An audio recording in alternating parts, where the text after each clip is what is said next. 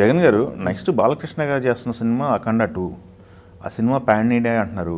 అదే కాకుండా cinema shooting start అయిపోయింది, డాకు మహారాజ్ సక్సెస్లో ఉంది. ఇంకా ఇంత స్పీడ్లో ఉన్నారని బాలకృష్ణ గారు పైప్ లైన్స్ ప్రాజెక్టులు అవి చాలా ఉన్నాయి అంటున్నారు. ఏంటి ఈ ఎనర్జీ ఏంటి బాలకృష్ణ గారు అఖండ 2 ఎలా ఉండబోతుంది అనేది అందరికీ ఇప్పుడు ఆయన ఎనర్జీ ఎలా ఉందంటే మాకు ఒక టెన్షన్ లాగా ఉంది. ఈసారి సంక్రాంతికి Balakrishna Mokshagna cinema back to back 2-3 రోజులు గ్యాప్లో పడతాయేమో అని అంత బాలయ్య బాబు కాంపిటీషన్ ఇస్తున్నాడు. ఓకే, ఇట్లా మోక్ష వస్తున్నా అని మేము ఫుల్ ఆనందంగా ఉన్నామా, ఈ లోపు కంటిన్యూటీ ఎక్కడ గ్యాప్ ఇట్లా ఈయన అన్న ఇది. ఈ అఖండ 2 పాన్ ఇండియా అనేసరికి నేను ఏం చెప్పగలనంటే బాలకృష్ణ గారు సినిమా నాకు తెలిసి అఖండానే పాన్ ఇండియా సినిమా. ఆ పాన్ ఇండియా సినిమా అఖండానే ఒక రేంజ్. ఒక ఇండస్ట్రీలో సినిమా థియేటర్స్కి జనాలు రారు, ఇండస్ట్రీ కథ అయిపోయింది, థియేటర్స్ మూతపడిపోయాయి అనే టైంలో డేర్గా సినిమాని రిలీజ్ చేసి జనాల్ని జాతర తిరునాళ్ళు వచ్చినట్టు వచ్చేసారు. ఆ ఇన్స్పిరేషన్తో తెలుగు ఇండస్ట్రీకి ఒక పూర్వ వైభవాన్ని తెచ్చిన సినిమా. అంటే ఈశ్వరుడే భవిష్యత్తు ఇచ్చాడనేంత ఒక గొప్ప సినిమా అది, ఇన్స్పిరేషన్ సినిమా. బట్ బాలకృష్ణ గారి సినిమా ఏదైనా తీసుకోండి, ఒక అఖండ తీసుకోండి, ఒక వీరసింహారెడ్డి తీసుకోండి, ఒక భగవంత్ కేసరి తీసుకోండి, ఇప్పుడు డాకు మహారాజ్ తీసుకోండి, ఇవన్నీ పాన్ ఇండియా సినిమాలు కాకపోయినా పాన్ ఇండియా స్థాయిలో ఆయన సినిమాలు నడుస్తాయి. కానీ కంటెంట్ పరంగా వీళ్ళు ఈసారి పాన్ ఇండియా తీసుకున్నారు. అంటే బాలకృష్ణకి మేము తెలుసో ముందు బర్త్డేకి ఎన్టీఆర్ శత జయంతి సందర్భంగా మేము 50 years సందర్భంగా గ్లోబల్ లయన్ అని ఆయనకు ఒక మేము అభిమానులందరం ఒక బిరుదు ఇచ్చుకున్నాం. బట్ ఈ అఖండ 2తో ఆ గ్లోబల్ లయన్ గ్లోబ్ మొత్తం గర్జిస్తుంది. అఖండ 2 నిజం నేను చెప్తున్నాను, రాసి పెట్టుకోండి. బాలయ్య బాబు 109 సినిమాలు కలిపితే ఒక సినిమాని చూస్తే ఎలా ఉంటుందో అఖండ 2 అలా ఉంటుంది. బద్దలైపోతుంది బాలయ్య బాబు పర్ఫార్మెన్స్, బాలయ్య బాబు లుక్, బోయపాటి ఇంక తెలుసు కదా, బోయపాటి అంటేనే బాలయ్య బ్లడ్ లేకపోయి ఉంటాడు, ఇంకా అణువుతో నటన చేయిస్తాడు. దాని తర్వాత వెంటనే మల్లినేని గోపిచంద్ లైన్లో ఉన్నాడు. ఆయన అప్పుడు అఖండ తర్వాత వీరసింహారెడ్డిలో అసలు ఒక రేంజ్లో పెట్టాడు. వెంటనే ఇప్పుడు అఖండ 2 తర్వాత ఆయన కూడా ఛాలెంజింగ్. దాన్ని మించి ఉంటేనే ఇప్పుడు బాలయ్య బాబుది ఎట్లుందంటే దాన్ని మించి ఉంటేనే, లేకపోతే అసలు ఫ్యాన్స్ ఒప్పుకోరు. బట్ అడ్వాంటేజ్ అంటే బాలయ్య బాబు గారు ఏ క్యారెక్టర్ డిజైన్ చేసుకున్నా ఆ క్యారెక్టర్ పర్ఫెక్ట్ దిగుతాడు.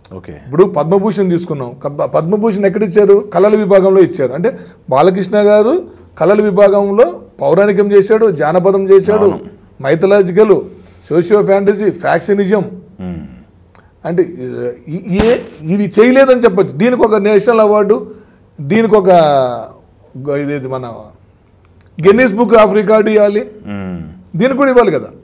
అంటే ఒక యాక్టర్ ఇన్ని జోనల్లో పర్ఫామ్ చేసిన వాడు ఎవరు లేడు, వారసత్వంగా 100 సినిమాలు చేసిన వాడు లేడు. క్లైమ్ చేస్తే ఇస్తారు.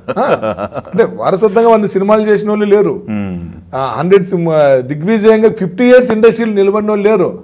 ఫాదర్ పద్మశ్రీ, ఈయన వారసుడు పద్మభూషణ్. అసలు ఏ చరిత్ర అయినా నందమూరి బాలయ్యదే, రామారావు తర్వాత బాలయ్యే, నెక్స్ట్ మోక్షాగ్ని. వీళ్ళ చరిత్రని ఏంటంటే ఫ్యాన్స్ కోసం, ప్రేక్షకుల కోసం క్రియేట్ చేస్తూనే ఉంటారు. ఇట్లా అఖండ 2 అనేది ఒక సెన్సేషన్ అవుతుంది అనమాట. అంటే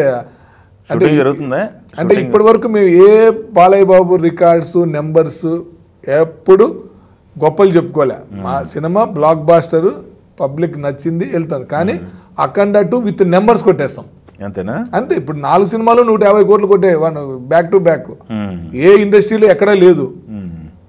ఈ అసలు బాలయ్య బాబుకి ఏజ్ అనే కాన్సెప్ట్ లేదు.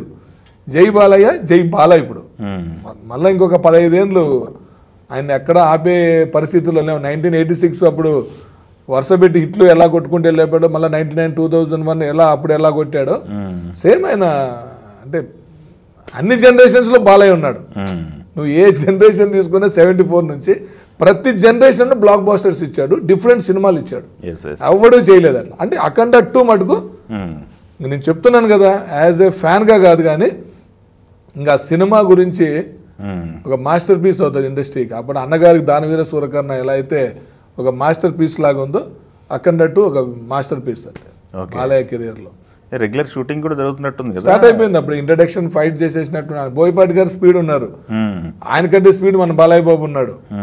బాలయ్య బాబు గారు ఏంటంటే ప్రతిరోజు ఏదో ఆయన వర్క్ ఉండాలి. షూటింగ్ లేదా హాస్పిటల్ లేదా హిందూపూర్ లేదా అన్స్టాపుల్, ఇవి ఏమీ లేవా కొత్త సినిమా మీద వర్క్ చేస్తాడు.